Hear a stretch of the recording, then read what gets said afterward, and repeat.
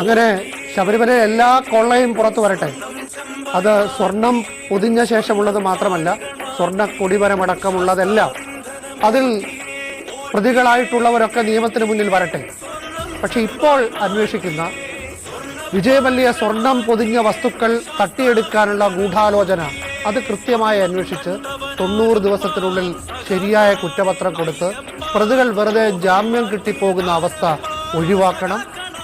അത് ഒരു തെരഞ്ഞെടുപ്പ് മുന്നിൽ കണ്ട് വഴിതിരിക്കാനുള്ള നീക്കമാണെങ്കിൽ അത് ചെറുക്കപ്പെടണം.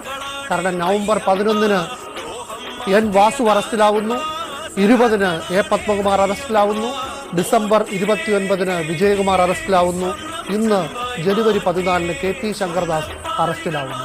അതുകൊണ്ട് ആ പാട്ട് മുഖ്യമന്ത്രിയെയും CPM-നെയും വിറട് പിടിപ്പിക്കുന്ന ആ പാട്ട് അന്വർത്ഥമാണ്. സ്വർണം കട്ടവരാരപ്പ, സഖാക്കളാണ് അയ്യപ്പ. 4 സഖാക്കൾ.